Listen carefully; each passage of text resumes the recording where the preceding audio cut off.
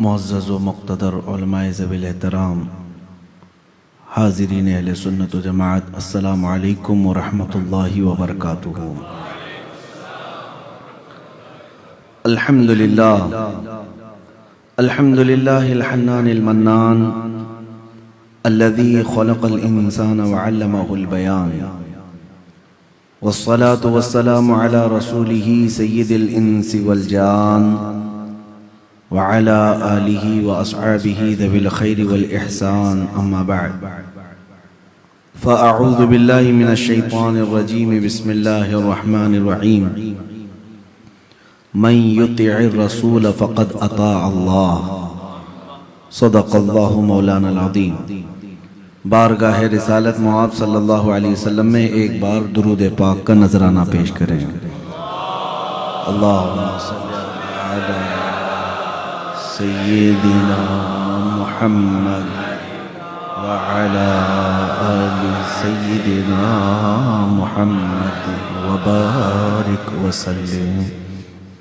میں مشکور و ممنون ہوں مسجد قرطبہ اور اس کے ذمہ داران، خصوصیت کے ساتھ امام مسجد حضرت مولانا شوکت سیالوی صاحب اور حضرت شعلہ بار مقرر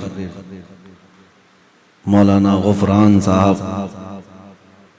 اور دیگر تمام احباب کا اللہ تعالیٰ آپ سب کے اقبال بلند فرمائے۔ یقیناً مولانا غفران صاحب نے کہا پہلی مرتبہ آمد ہے میری موریشیس میں، اور سب سے پہلے قرطبہ مسجد میں حاضر ہوں، لیکن ماحول دیکھ کر کے اور مولانا کی تقریر سن کر کے جو میں سنا تھا کہ اس کو چھوٹا بھارت کہا جاتا ہے، لیکن ماحول دیکھ کر کے تو لگ رہا ہے یہی بڑا بھارت ہے۔ اللہ تعالیٰ آپ کے جوش و جذبے کو سلامت رکھے۔ آج کی جو ضرورت ہے میرے عزیزوں، اب ہمارے بچے جو نئی جنریشن ہے، باہر رہنے والوں کے لیے ایک بڑا چیلنج ہے۔ پرانے حضرات جو موریشیس میں رہتے ہیں وہ بزرگوں سے وابستہ تھے، اور کثرت سے یہاں علماء کا آنا جانا لگا رہتا، اب بھی ہے، لیکن اس زمانے میں آسانیاں تھی اور دھیرے دھیرے مشکلات بڑھتی چلی جاتی ہیں، سرحدوں کی پابندیاں، جس کی وجہ سے اب پیدا ہونے والی جو جنریشن ہے وہ زبان سے دور ہوتی جا رہی ہے، یا پھر دین سے دور۔ اب کے بچوں کا سارا دین انٹرنیٹ پر ہے، یہ سارا کا سارا اسی پر ڈیپینڈ کرتے ہیں۔ اکثر تو گوگل کے شاگرد ہیں، جو سمجھ میں نہیں آیا وہ گوگل سے پوچھ لیا۔ انہیں بخاری بھی پڑھنا ہے، مسلم بھی پڑھنا ہے، ترمذی بھی پڑھنا ہے، لیکن پڑھنا ہے گوگل سے پڑھنا ہے۔ سینکڑوں ویب سائٹس انٹرنیٹ پر موجود ہیں، ہمارے بچے اسلام وہیں سے سیکھ رہے ہیں۔ تو یہ ہمارے لیے چیلنج کا دور ہے۔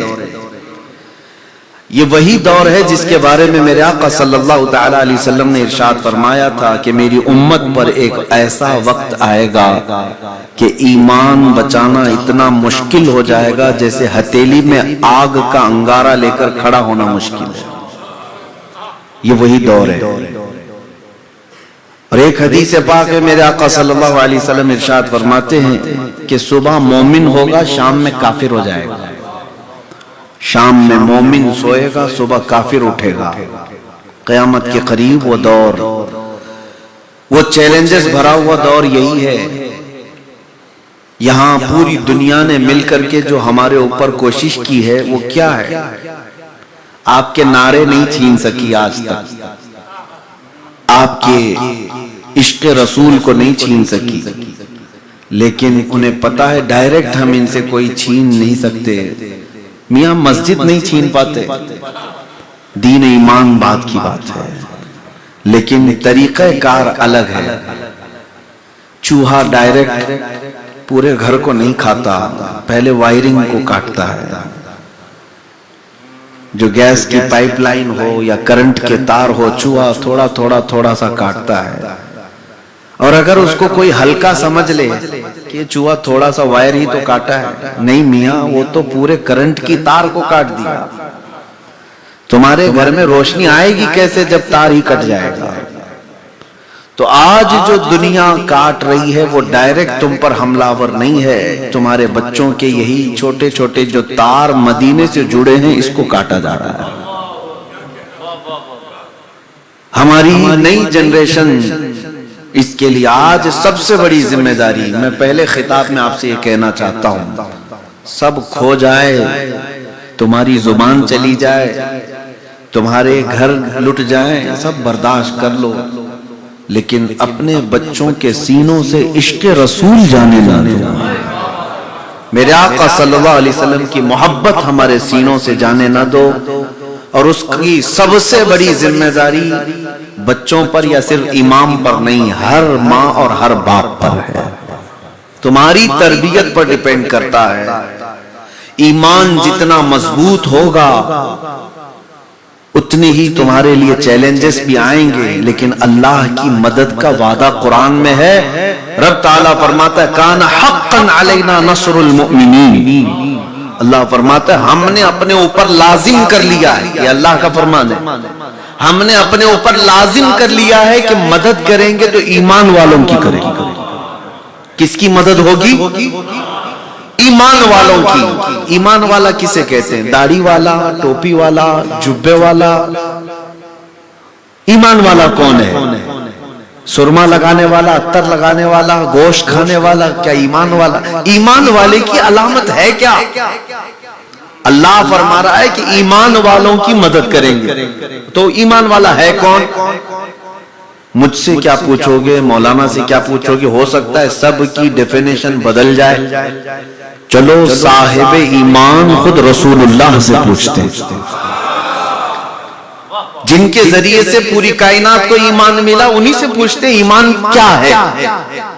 تو اس رسول نے ارشاد فرمایا لا یؤمن احدکم حتی اکون احب الیہ من والدہ وولدہ والناس اجمعین. رسول کریم صلی اللہ علیہ وسلم فرماتے ہیں اس وقت تک کسی کا ایمان کمپلیٹ نہیں ہو سکتا جب تک کہ وہ اپنے اولاد، اپنے ماں باپ اور ساری دنیا سے زیادہ مجھ سے محبت نہ کرے. یہ کیا ہے؟ یہ ایمان ہے. یہ تمہیں ناپ کر کے دیکھنا ہوگا آج ہمارے سینے میں. کیا مجھے حضور کی محبت کے لیے میری بیوی روکتی ہے؟ میرے بچے آڑ بن جاتے ہیں؟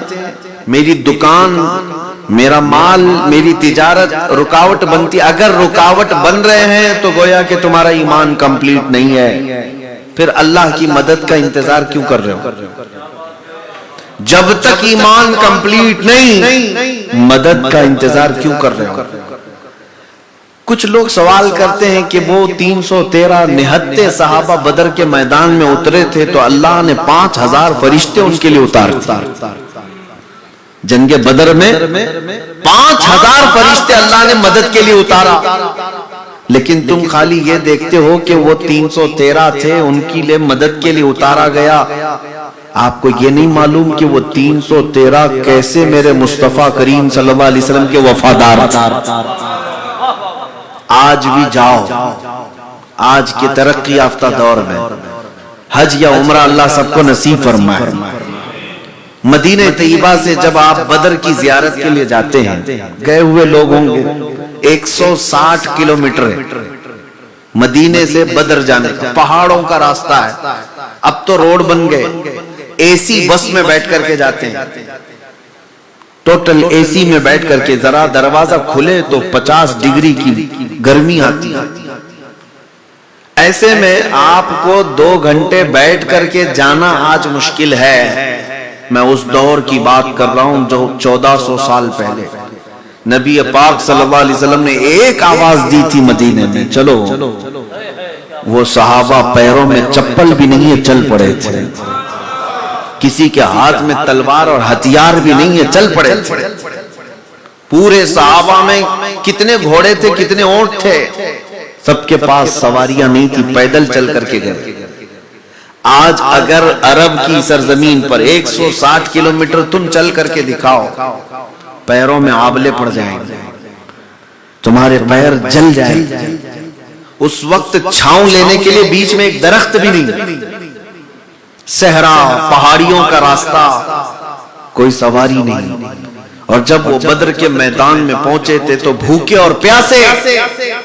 اس وقت بھی حضور پاک صلی اللہ علیہ وسلم نے ان سے پوچھا، صحابہ سے، کہ تم میں سے اگر کوئی جانا چاہے واپس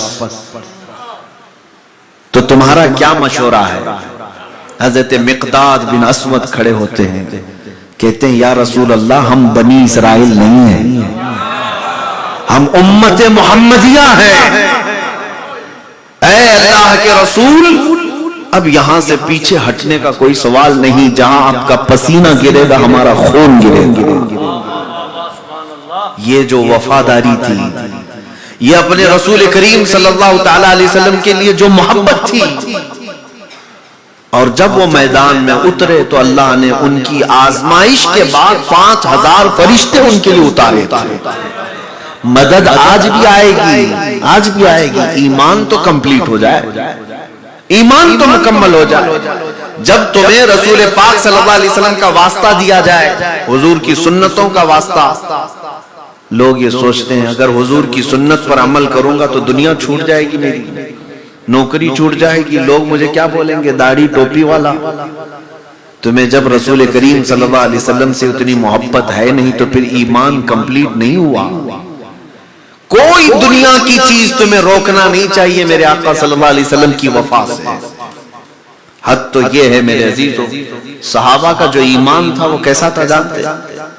ایک صحابی انس بن نضیر، حضور پاک صلی اللہ علیہ وسلم کے رازدار صحابی تھے، رازدار. ایک بار حضور پاک صلی اللہ علیہ وسلم ان کے گھر گئے تھے، مکہ والے جنگوں کی تیاری کر رہے تھے. کوئی ایک وہاں سے قاصد آیا ایک خط لے کر کے حضور پاک صلی اللہ علیہ وسلم کے پاس، کہا کہ مکہ والوں کی خبریں ہیں اس کے اندر.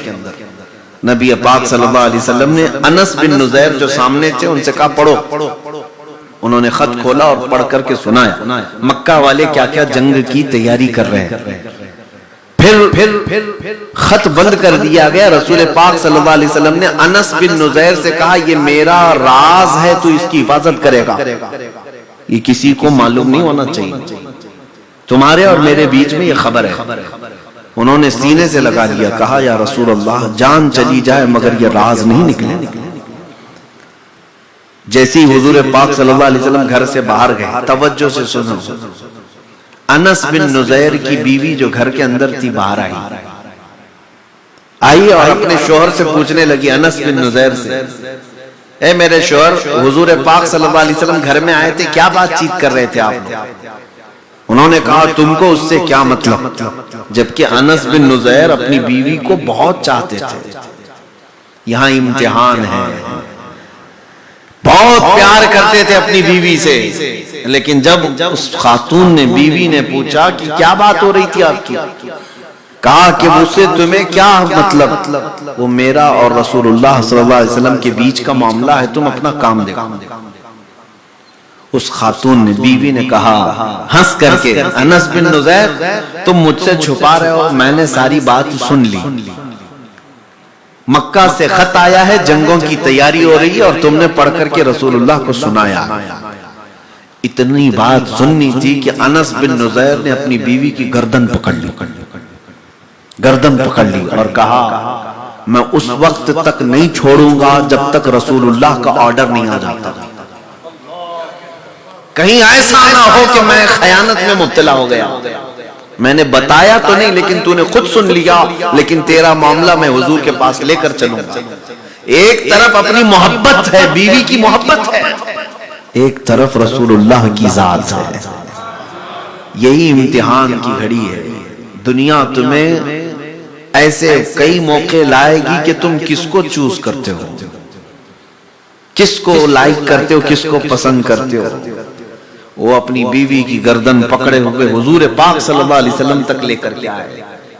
نبی پاک صلی اللہ علیہ وسلم نے پوچھا انس بن نضیر کیا ہوا، کیوں پکڑ کے لائے؟ کہا مجھے معاف کرنا یا رسول اللہ، میں نے راز آپ کا نہیں کھولا، میری بیوی نے دیوار کے پیچھے سے باتیں سن لی، اگر آپ حکم دیں تو میں اس کی گردن الگ کر دوں. اگر معاملہ اتنا سخت ہے میں اپنی ساری محبت قتل کر دوں گا، آپ کی ذات، آپ کا راز میرے لیے جان سے بڑھ کر کے ہے۔ تب رسول کریم صلی اللہ علیہ وسلم نے فرمایا عفو درگزر کے ساتھ، انس نہیں، تیری بیوی بھی ہماری صحابیہ ہے، وہ بھی اس راز کی حفاظت کرے گی، اسے چھوڑ دے۔ جب رسول پاک صلی اللہ علیہ وسلم نے چھوڑنے کا حکم دیا تب انہوں نے ہاتھ ہٹا لیا اور کہا اپنی بیوی سے، دیکھ میں جیسے تجھے پہلے چاہتا تھا، محبت کرتا تھا، ویسی میری محبت ہے، لیکن تجھ سے میری محبت اپنی جگہ پر، میرے رسول پاک کے قدم اپنی جگہ، یہاں کوئی کمپرومائز نہیں ہوگا۔ یہ صحابہ کا ایمان تھا، یہ صحابہ کا ایمان ہے، اور اسی ایمان کی وجہ سے اللہ ان کی مدد نازل کرتا تھا، ان کے لیے مدد آتی تھی۔ ہمارے حالات کیا ہیں؟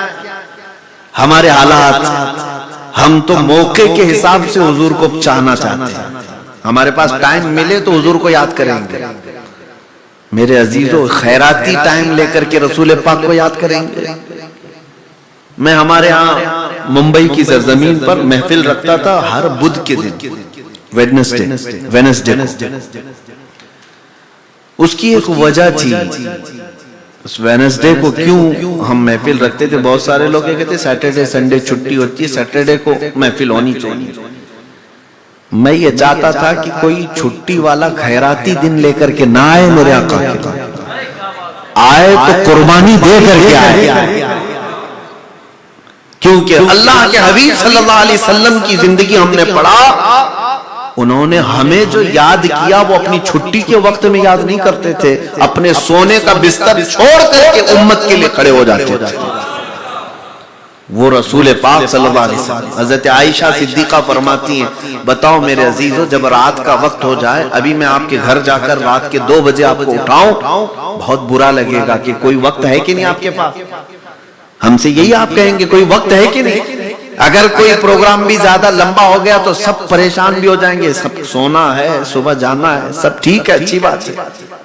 لیکن ام المومنین عائشہ صدیقہ رضی اللہ تعالیٰ عنہ فرماتی ہیں، اکثر میرے ساتھ جب حضور بستر پر سوتے، رات کے وقت کبھی بجلی کڑکتی، بجلی کی آواز آتی، بستر چھوڑ کر کے حضور گھر کے باہر چلے جاتے اور ہاتھ پھیلا کر کے رو رو کر کے دعا کرتے، اے اللہ ان بجلیوں کو میری امت پر عذاب بن کر کے نازل مت کرنا۔ اپنی امت کے لیے روتے تھے۔ جو رسول پاک صلی اللہ تعالی علیہ وسلم اپنی امت کے لیے اپنا خالی وقت نہیں بلکہ اپنے سونے کا، آرام کرنے کا وقت چھوڑ کر کے جاتے تھے، تو آج امت نے حالات کیا بنائے؟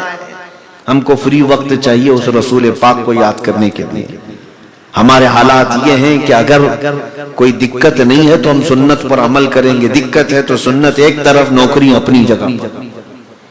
جب سے ہم نے منہ موڑا ہے تب سے عزتیں ہم سے دور ہو گئی۔ علامہ اقبال نے کہا، ان کے جو ہم غلام تھے خلق کے پیشوا رہے۔ بات سمجھ میں آ رہی؟ ان کے جو ہم غلام تھے خلق کے پیشوا رہے، ان سے پھرے جہاں پھرا پھر آئی کمی وقار، ان سے جو منہ پھیر لیا امت نے۔ آج کے حالات میں آپ کو بتاؤں قرآن کی آیت کے ذریعے سے، فَلْيَحْذَرِ الَّذِينَ يُخَالِفُونَ عَنْ أَمْرِهِ أَن تُصِيبَهُمْ فِتْنَةٌ أَوْ يُصِيبَهُمْ عَذَابٌ أَلِيمٌ۔ اللہ فرماتا ہے مومنوں کو چاہیے کہ وہ رسول کے حکم کی مخالفت کرنے سے بچے۔ جو رسول کے خلاف چلے گا اللہ فرماتا ان قریب اسے اللہ فتنے میں مبتلا کرے گا یا دردناک عذاب میں گرفتار ہوگا۔ یہ زلزلے، زمین کا پھٹ جانا، ارتھ کویک، یہ طوفان، یہ سیلاب، یہ کیا ہے؟ نبی رحمت صلی اللہ علیہ وسلم نے فرمایا اللہ کے عذاب کی نشانیاں، اللہ کا سخت ترین عذاب ہے۔ اور عذاب زیادہ کیوں آتا ہے؟ جب رسول پاک صلی اللہ علیہ وسلم کے حکم کی مخالفت ہوگی عذاب آئے گا۔ میرے عزیزو، ہم تو گناہ کرتے ہیں لیکن جیسی گناہ ہو جائے تو توبہ کر لیں، استغفار کر لیں، لیکن جب لوگ گناہ کو گناہ سمجھنا بھی چھوڑ دیں، اس کو یہ سمجھے نارمل چیز ہے، تب اللہ کی پکڑ آتی ہے، اللہ کا عذاب آتا ہے۔ مومنوں، میں بات جو کر رہا تھا اسی کو کمپلیٹ کرتا ہوں۔ ایمان کیا ہے؟ بے انتہا رسول پاک سے محبت کرنے کا نام ایمان ہے۔ اعلیٰ حضرت فرماتے ہیں الا لا ایمان لمن لا محبت له، خطبے میں پڑھا جاتا ہے آگاہ ہو جاؤ، اس کا ایمان ہی نہیں جس کے سینے میں ان کی محبت نہیں۔ آج بڑا چیلنج ہے تمہارے لیے بھی، سب کے لیے۔ یہاں کے بھی حالات میں نے بہت سارے قریب سے علامہ مولانا غفران صاحب سے سنے، دیگر علاقوں کے بھی۔ ہمارے بچوں کے لیے جو نئے مسائل کا سامنا ہے وہ یہی ہے کہ ان کا ایمان محفوظ کرنا بہت بڑی ذمہ داری ہے آج آپ کی۔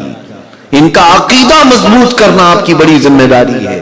یہ مت سمجھ لینا کہ ان کو چھوڑ دیا جائے، انٹرنیٹ سے جو سیکھیں گے سیکھ لیں گے، نہیں۔ کل کو یہ منافقین کے ہاتھ لگ جائیں گے، چوروں کے ہاتھ لگ جائیں گے۔ ایک شعر سنا ہے آپ نے اعلیٰ حضرت کا، میں سناتا ہوں۔ اعلیٰ حضرت نے فرمایا سونا جنگل رات اندھیری چھائی بدلی کالی ہے، سونے والوں جاگتے رہیو چوروں کی رکھوالی ہے۔ سونے والوں جاگتے رہیو چوروں کی رکھوالی ہے۔ اس میں ایک شعر ہے، اگر سمجھ جاؤ تو مجھے بتاؤ۔ اعلیٰ حضرت فرماتے ہیں آنکھ سے کاجل صاف چرا لیں، یہاں وہ چور بلا کے ہیں، تیری گٹھری تاکی ہے اور تو نے نیند نکالی ہے۔ آنکھ سے کاجل کون چراتا ہے میاں؟ لیکن اعلیٰ حضرت فرماتے ہیں آنکھ سے کاجل صاف چرا لیں۔ ایسے ایسے چور ہیں یہاں پر۔ یہ تو اچھی خبر میں نے آج ہی سنا تھا کہ آپ کے ہاں کرائم کم ہے، چوری روبری زیادہ نہیں ہے، لیکن ایک چور ہے آنکھ سے کاجل صاف چرا لے گا۔ کہیں آپ نے سنا جیب چراتے ہیں، جیب کاٹ لیا، پیسہ لوٹ لیا، مال لوٹ لیا، گھر لوٹ لیا، یہ سب تو سنا ہے، لیکن آنکھ سے کاجل کون چراتا ہے؟ یہ کیا مسئلہ ہے؟ آنکھ سے کاجل کا مطلب یہ ہے مومن کے لیے آنکھ کا کاجل عشق رسول ہے، محبت مصطفیٰ ہے۔ اگر اللہ کے رسول کی محبت ہے تو آنکھوں میں کاجل لگا ہوا ہے، اور یہی کاجل چرانے والے چور موجود ہیں جو تمہارے سینوں سے حضور کی محبت کم کرنا چاہتے ہیں، ختم کرنا چاہتے ہیں۔ اور آپ یہ مت سمجھ لیں کہ مشرکین، یہودی، عیسائی یہی سب ہمارے دشمن ہیں، بلکہ انہوں نے پینترے بدلے ہیں، لباس بدلے ہماری جماعتوں میں، اس انداز کے چور بھیجے ہیں جو دیکھنے کو مسلمان لگتے ہیں لیکن تمہارے سینوں سے عشق رسول نکال کر لے جائیں گے۔ کبھی وہ آپ کے درمیان آ کر آپ کے بچوں کو، چھوٹے چھوٹے نوجوانوں کو جو ابھی ابھی بڑے ہو رہے ہیں، ان سے ڈیبیٹ کریں گے، بات کریں گے۔ رسول پاک صلی اللہ علیہ وسلم کو پیٹ پیچھے کا علم نہیں تھا، حضور پاک صلی اللہ تعالیٰ علیہ وسلم غیب نہیں جانتے تھے، حضور پاک حاضر و ناظر نہیں ہے، حضور یہ نہیں دیکھتے تھے، حضور وہ نہیں دیکھتے تھے، نعوذ باللہ۔ یہ نوجوانوں میں بحث چلتی رہتی ہے۔ ہمارے بچوں کو اتنی تعلیم و تربیت دے دو، ایسا کوئی بھی ظالم اس سے ڈیبیٹ کرنے لگے تو سمجھ جائے کہ یہ کاجل چرانے والا چور ہے، یہ چور ہے، ان باتوں میں الجھائے گا اور میرے سینے سے میرے آقا کی عظمت کو گھٹا دے گا۔ اور اگر حضور پاک کی عظمت و محبت کم ہوئی تو سمجھ لو کہ ایمان چلا گیا، ایمان چلا گیا۔ اے میرے عزیز سنی مسلمانوں، تمہارے لیے یہاں سب سے بڑی ذمہ داری ہے کہ اپنے ایمان کی حفاظت کرو، ایمان کی حفاظت کی فکر کرو۔ اپنے چھوٹے سے بچے سے لے کر جوان تک زیادہ سے زیادہ ان کو اگر کوئی چیز پڑھاؤ تو نبی پاک صلی اللہ تعالیٰ علیہ وسلم کی محبت۔ ابھی یہاں پر آ کر کلام اعلیٰ حضرت سن رہا تھا اس عزیز بچے سے، وہ مٹھاس تھی، کانوں میں رس گھول رہی تھی، لیکن بعد میں غفران صاحب نے بتایا کہ امام صاحب کے بچے ہیں، تو ظاہر سی بات ہے کہ امام صاحب نے تربیت کیا اور زبان پر دنیا کے گندے گانے آنے کی بجائے میرے مصطفیٰ کے نغمے سکھائے۔ یہی تربیت ہے، یہی تربیت ہے۔ آج ایک صاحب سے میری ملاقات ہوئی آپ کے موریشیس میں، وہ کہہ رہے تھے کہ حضرت میرے لیے دعا کریں کہ میرے گھر میں ایک ولی پیدا ہو جائے۔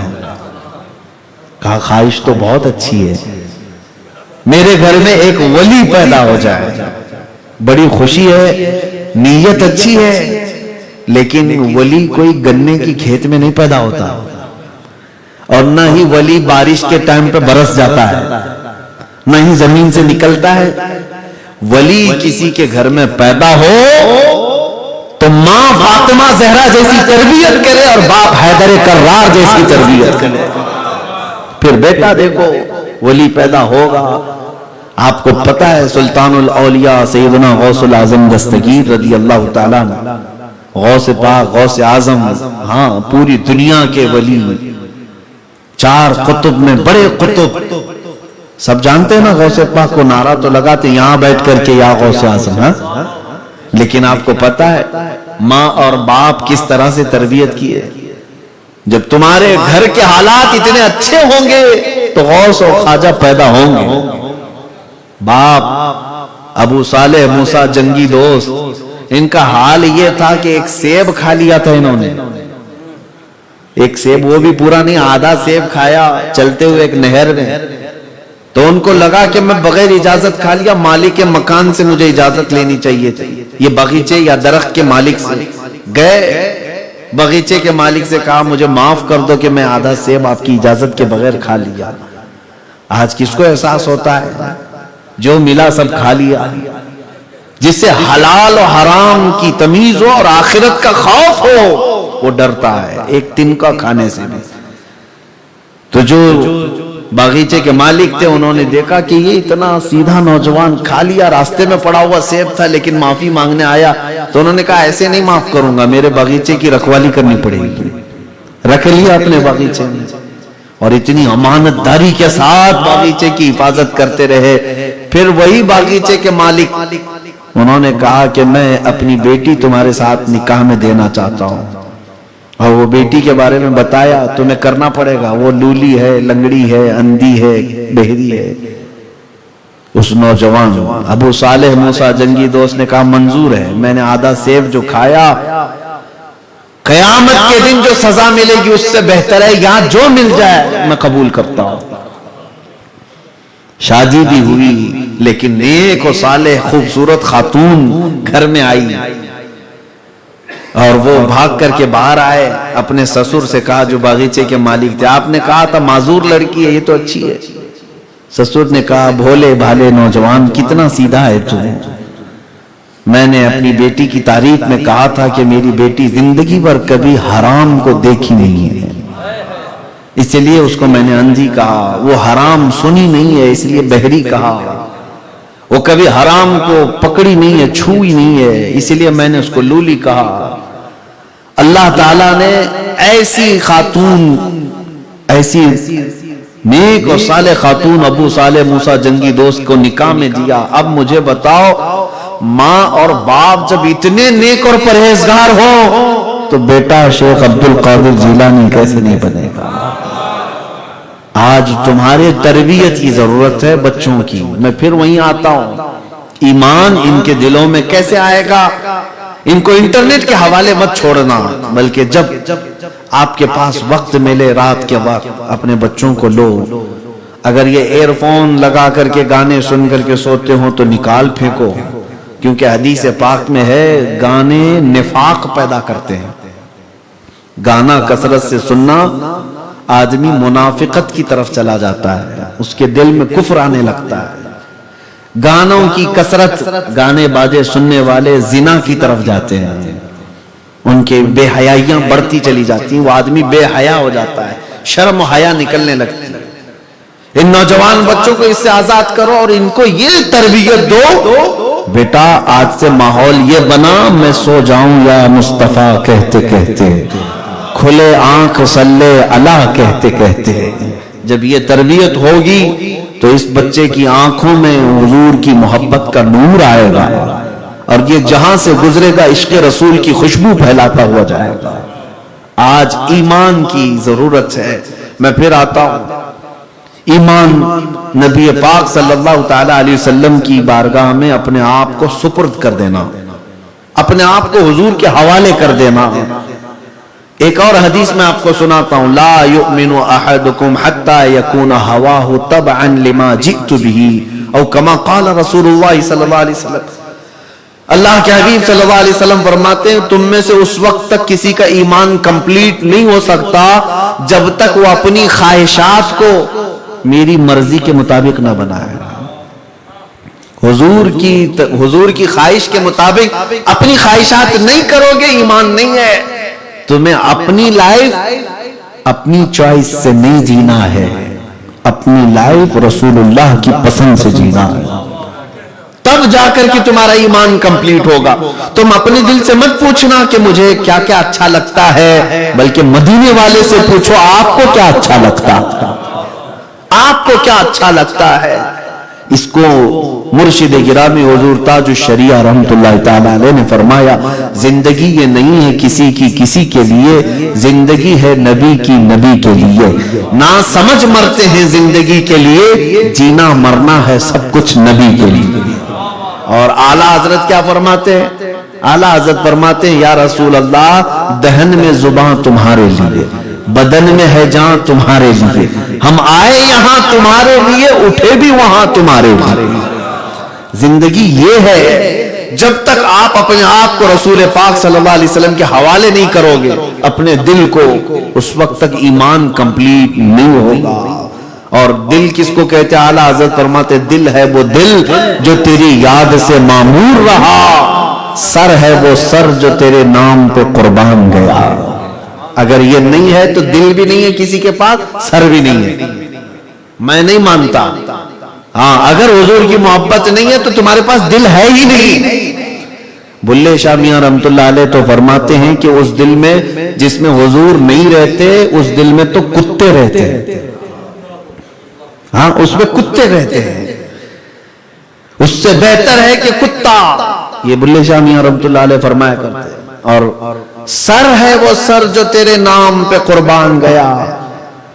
سر اگر اس کو سجا سنوار کر کے صرف لے کر کے چل رہا ہے اور حضور کے نام پر قربان کرنے کا جذبہ نہیں رکھتا تو یہ سر نہیں، کدو ہے، یہ دونوں کندھوں پر بوجھ ہے، اس کا کوئی کام نہیں ہے۔ اسی لیے میرے عزیزو خلاصہ یہ ہے، اپنے بچوں کو سکھاؤ کہ جینا مرنا ہے سب کچھ نبی کے لیے، جینا مرنا ہے سب کچھ نبی کے لیے۔ یہ بار بار میں آپ کے سامنے ریپیٹ کر رہا ہوں، جینا مرنا ہے سب کچھ۔ دیکھیں ہماری زندگی اس رسول کے نام کو ہٹاؤ تو کچھ بھی نہیں ہے، کچھ ہے؟ اگر رسول پاک صلی اللہ علیہ وسلم کا نام ہٹاؤ تو کچھ بھی نہیں تمہارے پاس، کچھ نہیں۔ کیا چیز لاؤ گے؟ تمہاری اذان کمپلیٹ ہوگی میرے نبی کا نام چھوڑ کر؟ ہوگی؟ اذان کمپلیٹ ہوگی؟ تمہاری اقامت کمپلیٹ ہوگی؟ اچھا میں آپ سے یہ پوچھتا ہوں، عبادت کس کے لیے ہوتی ہے، رسول کے لیے یا اللہ کے لیے؟ سب کا یہی ماننا ہے؟ ہاں ہم مشرک لوگ نہیں ہیں، ہم اللہ ہی کی عبادت کرتے ہیں۔ عبادت کس کی ہے؟ اللہ کی، تعظیم رسول اللہ کی، عبادت اللہ کی۔ لیکن میں آپ سے کہتا ہوں نماز عبادت ہے اللہ کی ہی، لیکن نماز بھی کمپلیٹ نہیں ہوتی جب تک آپ اتحیات میں بیٹھ کر السلام علیکہ ایھا النبی میں کہتے ہیں۔ بات ہے، عبادت ہے اللہ کی، لیکن سلام تو کرنا پڑے گا کس کو؟ رسول کو۔ یہ بھی نہیں کہ اس رسول پر سلام، اس رسول پر سلام نہیں، تمہیں سکھایا گیا یوں کہو اے نبی آپ پر سلام، السلام علیکہ ایھا النبی، جس کا ٹرانسلیٹ کر کے دیکھو ترجمہ کیا، اے نبی آپ پر سلام ہو۔ یعنی نماز میں تمہیں یہ تصور بھی کرنا پڑے گا کہ میں رسول کے سامنے کھڑا ہوں، سامنے ہے رسول۔ عبادتوں میں بھی تم ذکر ہٹا دو، نہیں ہے، عبادت نہیں ہے۔ کوئی چیز لے کر کے آؤ، میں بتاتا ہوں کہ میرے رسول کو کہاں سے ہٹاؤ گے، نبی پاک کو۔ اگر امام صاحب کہتے ہیں روزہ اللہ کی عبادت ہے، صبح صادق سے پہلے سحری کرو اور افطار جو ہے جیسی سورج غروب ہو جائے افطار کر لو، یہ روزہ ہے۔ ان سے پوچھو یہ کس نے بتایا، یہ کس نے بتایا آپ کو؟ ان کو کہنا پڑے گا میرے رسول اللہ نے بتایا ہے۔ رمضان کا روزہ اللہ کی عبادت، لیکن طریقہ میرے مصطفیٰ کا ہوگا. اسی کو اعلیٰ حضرت فرماتے ہیں ذکر خدا جو ان سے جدا چاہو نجدیو. اگر کوئی اللہ کا ذکر کرنے کا دعویٰ کرتا ہے اور یہ کہتا ہے کہ اس میں رسول کا ذکر نہیں آنا چاہیے، اعلیٰ حضرت فرماتے ہیں واللہ ذکر حق نہیں کنجی سقر کی ہے. یہ ذکر حق نہیں، یہ جہنم کی چابی ہے. ان کو چھوڑ کر کے نبی پاک کو اگر کوئی یہ کہتا ہے کہ ایمان کمپلیٹ ہو سکتا ہے، نہیں ہوگا ہی نہیں. اور اقبال سے پوچھو، علامہ اقبال سے، دین کس کو کہتے ہیں، ایمان کس کو کہتے ہیں؟ وہ کہتے ہیں بمصطفیٰ برساں خیش کہ دی ہما اوس. فارسی میں کہتے ہیں اپنے آپ کو رسول اللہ کے قدموں تک پہنچا دے، یہی دین ہے. گر بہو نہ رسیدی تمام بو لہبیز. اور اگر رسول اللہ تک نہیں پہنچ سکا تو زندگی ابو لہب کی طرح ہے. ہاں ایسے ابو لہب آج بھی گھوم رہے ہیں، بہت ہیں. وہ سمجھتے ہیں یہاں سر جھکانا اٹھانا، سر جھکانا مرغے کی ٹھونک کی طرح، سجدے پہ سجدے ہیں. قرآن کی تلاوتیں بھی ان کے پاس ہیں. لیکن ایک بات یاد رکھو، دل سے اگر حضور پاک صلی اللہ علیہ وسلم کی محبت نہیں خالی ہے تو کروڑوں سجدے بھی اسے کام نہیں دیں گے. وہ شیطان مردود لعین کی طرح، جس کے سجدے پوری روئے زمین پر پھیلا دیے جائیں تو ایک رائی کے دانے کے برابر بھی جگہ باقی نہیں رہے گی ابلیس کے. لیکن اس کی خطا کیا تھی؟ اللہ کے نبی کی تعظیم نہیں کیا. وہ تو عبادت اللہ کی کرتا تھا نا، لیکن انکار کیا کیا تھا؟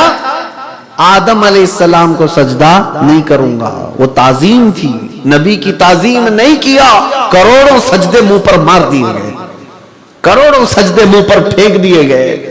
اسی لیے یاد رکھو اپنے بچوں کو جو ایمان میں بار بار کر رہا ہوں، حقیقت میں ایمان جو ہے اللہ کو ایک ماننا، اللہ کو ایک ماننا، اس کے ساتھ کسی کو شریک نہ کرنا. رسول پاک کو اللہ کا آخری رسول ماننا. ایمان کے تو 7 حصے ہیں نا، آمنت باللہ وملائکتہ وکتبہ ورسلہ والیوم الآخر والقدر خیرہ وشرہ من اللہ تعالی والبعث بعد الموت.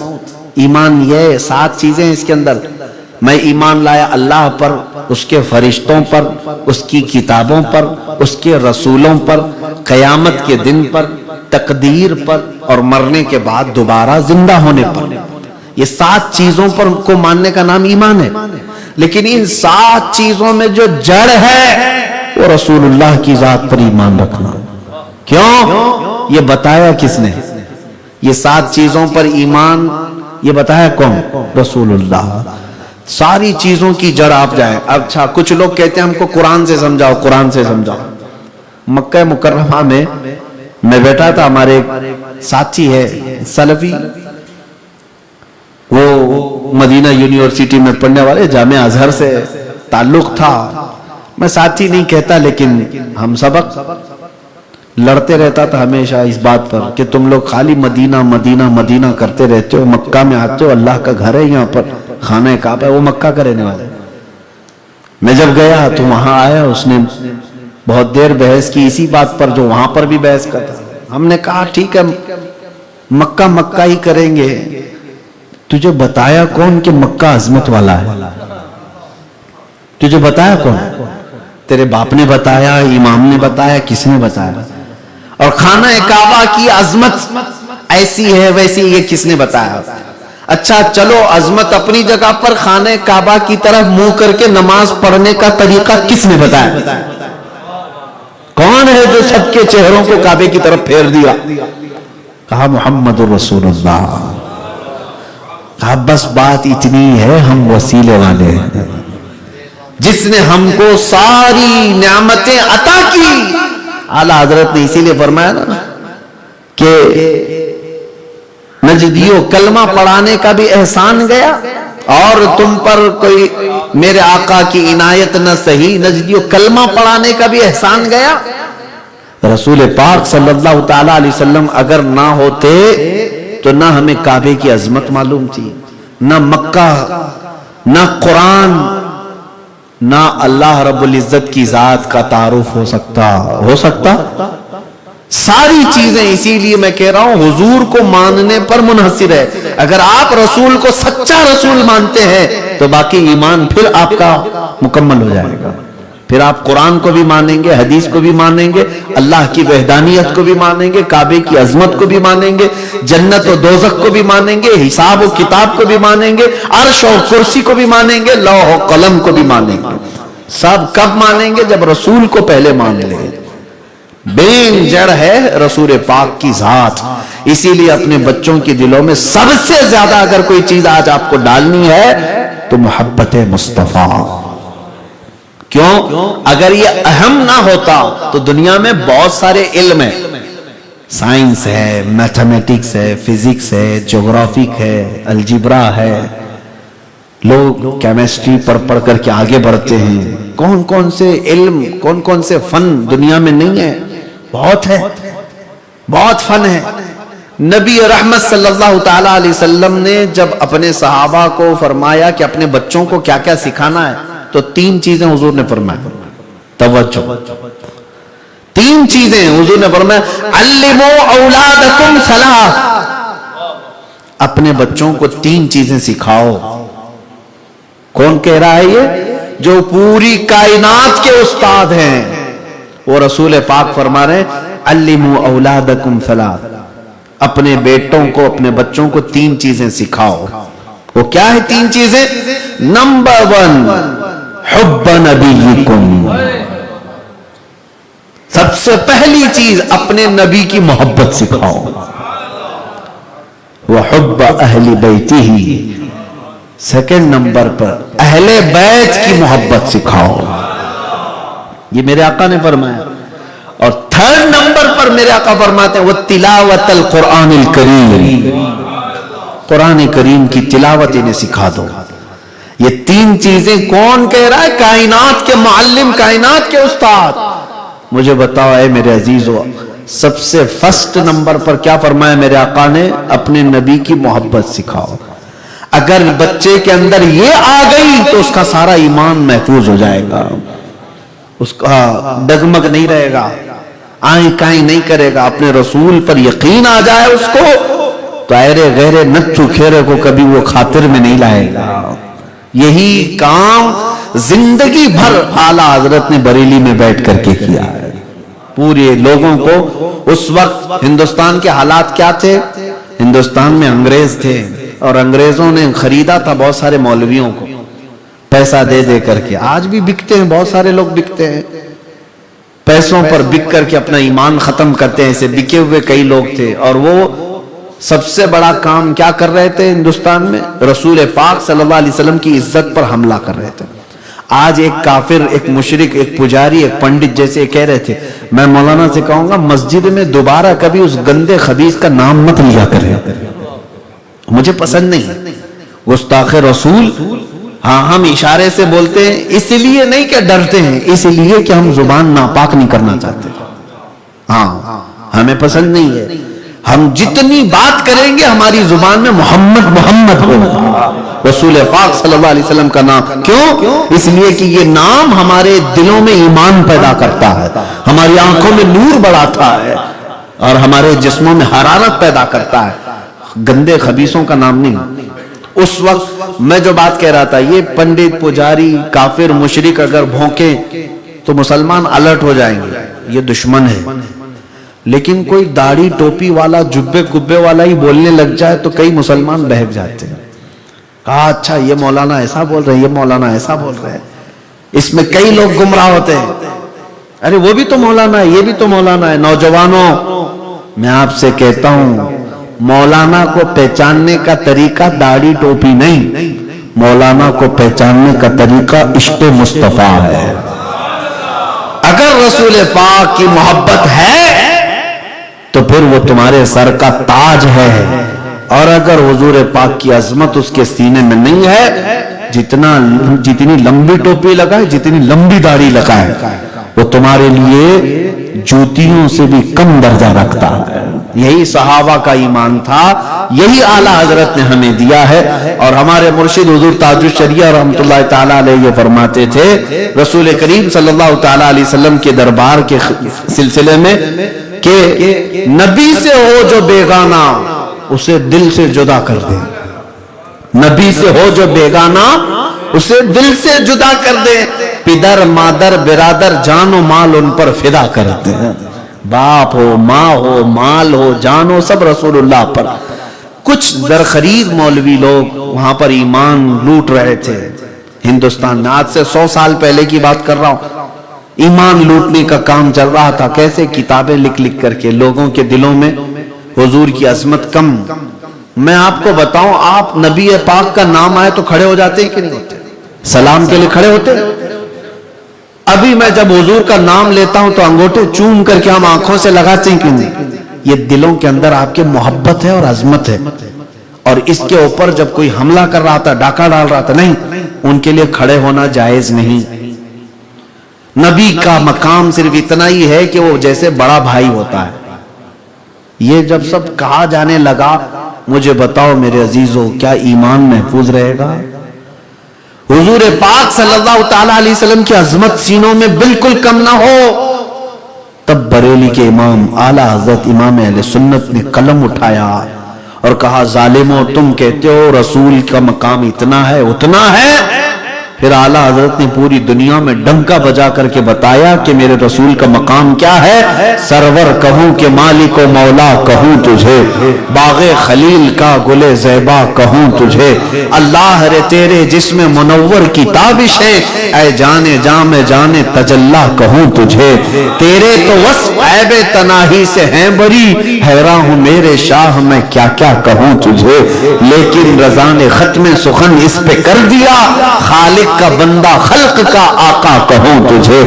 جب لوگ میرے نبی پاک کے مقام کے بارے میں بات کر رہے تھے کہ بڑے بھائی کے برابر ہیں, ایسا ان کا علم ہے پاگلوں بچوں کی طرح, نعوذ باللہ, تب بریلی کے امام بچوں کو نہیں, جوانوں کو نہیں, بوڑھوں کو نہیں, ہر ایک امتی کو یہ سبق سکھا رہے تھے. سارے اونچوں میں اونچا سمجھیے جسے, ہے اس اونچے سے اونچا ہمارا نبی. سارے اچھوں سے اچھا سمجھیے جسے, ہے اس اچھے سے بھی اچھا ہمارا نبی. بجھ گئی جس کے آگے سبھی مشعلیں, شمع وہ لے کر آیا ہمارا نبی. خلق سے اولیاء, اولیاء سے رسول, اور رسولوں سے اعلیٰ ہمارا نبی. سب چمک والے اجلوں میں چمکا کیے, اندھے شیشوں میں چمکا, جس کے تلووں کا دھون ہے آب حیات, ہے وہ جام مسیحا. غم زدوں کو مژدہ دیجئے کہ ہے رضا, بے کسوں کا سہارا ہمارا. یہ سنیوں کو سکھایا امام اہل سنت نے. آج دیکھیں افریقہ کی سرزمین پر میں بیٹھا ہوں, لیکن یہاں سے بھی ہر نوجوان گنگنا رہا ہے ہمارا نبی ہمارا نبی ہمارا نبی. یہ عشق رسول کی دولت جو آئی ہے, اس پہ امام اہل سنت کا بڑا رول ہے. اسی لیے چپے چپے سے آج دنیا یہ پکار کر کہتی ہے, ڈال دی قلب میں عظمت مصطفیٰ سیدی اعلیٰ حضرت پہ. میرے عزیزو, آج اسی کام کو دہرانے کی ضرورت ہے, اسی کام کو دہرانے. اعلیٰ حضرت کا مشن یہی ہے, اعلیٰ حضرت کا مشن اور کچھ نہیں. عشق رسول سینوں میں ڈال دینا, یہی اعلیٰ حضرت کا مشن ہے. آج اپنے بچوں کو اتنا مضبوط ایمان دو, اتنا مضبوط ایمان دو کہ انہیں یقین اپنے ربی پاک کی ذات پر اپنی جان سے زیادہ پیدا ہو, اپنی جان اپنی سانسوں سے زیادہ رسول کے فرمان پر یقین ہو. اگر اللہ کے رسول نے یہ فرمایا تو ہو کر رہے گا. نبی پاک صلی اللہ علیہ وسلم کی عظمت, میرے عزیزو, لوگ آج ہماری مسجدوں میں آ جاتے ہیں, نہ جانے کیسی کیسی گستاخیاں کر کے ان کو شرم تک نہیں آتی. حضور پاک صلی اللہ تعالی علیہ وسلم کو ایذا دیتے ہیں, تکلیف دیتے ہیں. مجھے اس بات کی تکلیف ہے کہ بعض لوگ ہم سے یہ کہتے ہیں کہ آپ لوگ یہ فرقہ واریت فساد مچانے کے لیے سب باتیں کرتے. نہیں, تمہارے ماں باپ کو اگر کوئی گالی دے تو کیسا لگتا ہے, کیسا لگتا ہے, لیکن جو پوری کائنات کے رسول ہیں, خاتم النبیین ہیں, سید العالمین ہیں, ان کے بارے میں آج اگر کوئی یہ کتاب لکھے کہ ان کی ماں اور ان کے باپ دونوں جہنمی ہیں, نعوذ باللہ من ذالک, کیا یہ رسول اللہ کو ایذا دینا نہیں ہے؟ کیا میرے آقا صلی اللہ علیہ وسلم کو تکلیف دینا نہیں ہے؟ میرے عزیزو, جب ایسی باتیں آتی ہیں تو ہمارا دل تڑپ جاتا ہے, ہمارا دل پسیج جاتا ہے کہ ہم اپنے نبی کے لیے ایسی بات کیسے برداشت کریں. پھر ہم اپنی گفتگو میں ان کو ٹارگٹ کر کے کہتے ہیں ظالمو تم عاشق رسول نہیں ہو. اگر حضور سے محبت ہوتی تو ایسے جملے نہیں کہتے. تم اپنی ماں کے لیے اپنے باپ کے لیے نہیں کہتے, رسول اللہ کے ماں باپ کے بارے میں بات کرتے ہو. میں کہتا ہوں رسول اللہ کی نسل, حضور پاک کا جو نسب ہے وہ صرف ان کے ماں باپ تک ہی نہیں, آدم علیہ السلام تک میرے رسول کے باپ میں آبا و اجداد میں کوئی کافر نہیں رہا, کوئی کافر نہیں رہا. الحمدللہ ہم شجرہ بھی جانتے ہیں میرے آقا کا, ہم پڑھتے بھی ہیں. آدم علیہ السلام سے لے کر رسول پاک صلی اللہ علیہ وسلم تک جو نسب ہے, خود میرے آقا نے فرمایا دنیا میں سب سے اچھا جو بندہ تھا, حضور فرماتے سب سے اچھا جو تھا, اللہ نے اس کے پشت پر میرا نطفہ رکھا. نور مصطفیٰ ایرے غیرے میں نہیں آیا, سب ساجدین میں آیا. وَتَقَلُّبَكَ فِي السَّاجِدِينَ, اللہ نے فرمایا. عزیزان گرامی, میں بات کہاں لے جا رہا ہوں, یہی کہ جب ایسے معاملات آ جائیں کہ تمہارے بچوں کے دلوں میں یہ بات ڈالنے لگ جائے کوئی, اور وہ بھی ٹوپی والا داڑھی والا, کہ نبی پاک کی ماں باپ جہنم میں ہے, نعوذ باللہ, ان سے وسیلہ نہیں لینا چاہیے, ان سے مانگنا نہیں چاہیے, وہ مر کر مٹی میں مل چکے. تو کیا ان سب باتوں سے دلوں کے اندر عظمت کم نہیں ہوگی؟ حضور پاک صلی اللہ علیہ وسلم کا وقار اس بچے کے اندر کم نہیں آئے گا؟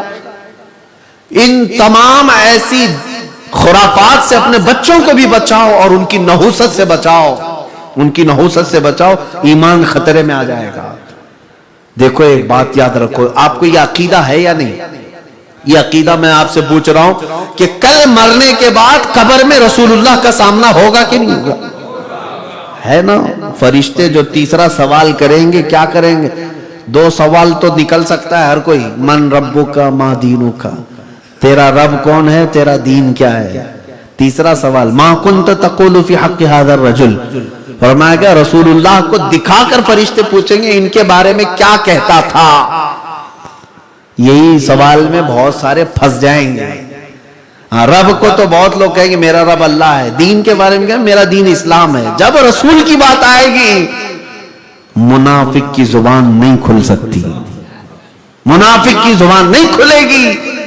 ہاں, جو آج یہاں میرے نبی کا ذکر سن کر کے چوڑا ہو رہا ہے, دل خوش ہو رہا ہے, آنکھوں میں آج دیکھے چمک پیدا ہو رہی, نبی کا ذکر ہو رہا ہے, گھبراؤ مت. قبر میں جب فرشتے پوچھیں گے تم فرشتوں سے یہ کہنا, ان سے کہنا اب تو پائے ناز سے اے فرشتوں کیوں اٹھو, مر کے پہنچا ہوں یہاں اس دلربا کے واسطے, مر کے پہنچا ہوں یہاں اس دلربا کے واسطے.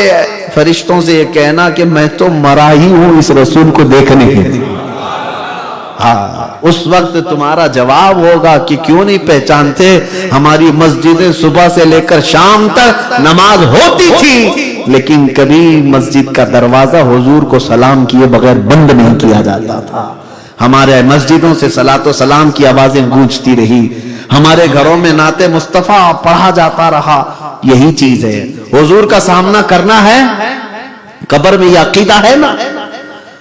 قبر میں بھی حضور کا سامنا, اور حشر کا معاملہ تو حدیثوں سے ہے کہ سارے لوگ کہاں آدم علیہ السلام سے لے کر عیسیٰ علیہ السلام تک دوڑتے رہیں گے, لیکن شفاعت کہاں ہوگی؟ وہ میرے مصطفیٰ کی بارگاہ میں, حضور پاک صلی اللہ علیہ وسلم کی بارگاہ میں ہی ہوگی. اب مجھے بتاؤ, زندگی میں بھی ان کا نام ضروری ہے, اذانوں میں بھی, اقامت میں بھی, نماز میں بھی, اور قبر میں بھی, اور حشر میں بھی. اسی کو اعلیٰ حضرت نے فرمایا وہ جو نہ ہوں تو, وہ جو نہ تھے تو کچھ نہ تھا, وہ جو نہ ہو تو کچھ نہ ہو. جان ہے وہ جہان کی, اور جان ہے تو جہان ہے, جان ہے تو جہان ہے. اگر حضور نہیں ہے تو قبر بھی تیرے لیے مشکل ہے, حشر بھی تیرے لیے مشکل ہے, اور زندگی بھی مشکل ہے. اس لیے میرے عزیزو اعلیٰ حضرت کی سنو. اعلیٰ حضرت فرماتے ہیں آج لے ان کی پناہ, آج مدد مانگ ان سے, آج لے ان کی پناہ, آج مدد مانگ ان سے, کل نہ مانیں گے قیامت میں اگر مان گیا. ایمان اسی کو کہتے ہیں, انہیں جانا انہیں مانا, نہ رکھا غیر سے کام, للہ الحمد میں دنیا سے مسلمان گیا. اللہ کریم آپ سب کے ایمان کی حفاظت فرمائے۔ میری آخری نصیحت ہے، پتہ نہیں ہماری ملاقات ہو یا نہ ہو، لیکن میں جو بات کہہ کر لے جا رہا ہوں، حضور کی حدیث، علموا اولادکم ثلاث، اپنے بچوں کو 3 چیزیں سکھاؤ۔ حب نبیکم، سب سے پہلی چیز اپنے نبی کی محبت، دوسرے حب اہل بیتی ہی، دوسرے اپنے نبی کی اہل بیت سے محبت، وتلاوت القرآن الکریم، تیسرے نمبر پر قرآن کی تلاوت کرنا انہیں سکھا دو۔ یہ 3 چیزیں سکھا کر ٹینشن فری ہو جاؤ اپنے بچوں کے لیے، اور کہو یا رسول اللہ آپ نے فرمایا تھا 3 چیزیں میں نے بچے کو ڈال دیا، اب اس کو نیک و صالح بنانا اب آپ کی ذمہ داری ہے، حضور کے حوالے کرو، انشاءاللہ یقین ہے تمہارا بچہ چور ڈاکو یا ایرا غیرہ نہیں بنے گا، دنیا کے کسی بھی خطے میں جائے گا میرے نبی کے عشق کی بہاریں اور حضور کی خوشبوئیں پھیلاتا ہوا نظر آئے گا۔ اللہ تبارک و تعالیٰ آپ کے اس علاقے کو ہمیشہ شاد و آباد رکھے، مسجد قرطبہ کو عشق رسول کا مرکز بنائے، اللہ کریم ظالموں کے ظلم سے یہاں کی حفاظت فرمائے، بد نظری اور بری نظروں سے اس کی حفاظت فرمائے۔ میں دعا کرتا ہوں مولا آج کی اس محفل پاک کی برکت سے قیامت تک یہاں بیٹھے ہوئے ہر بندے کی نسل میں عاشقان مصطفیٰ پیدا فرما، مولا قیامت تک یہاں کے پیدا ہونے والے بچوں میں کسی کو بدعقیدہ، گمراہ اور گستاخ ہرگز نہ بنا، اے اللہ ہم میں سے ہر بندے کو مجاہد اسلام بنا، تیرے نبی کے قدموں میں مر مٹنے والی جان ہمیں عطا فرما، کل کو قیامت کے دن جب اٹھایا جائے اے رب کریم تیرے رسول کے جھنڈے تلے ہم سب کو جمع فرما، وآخر دعوانا الحمدللہ رب العالمین، السلام علیکم۔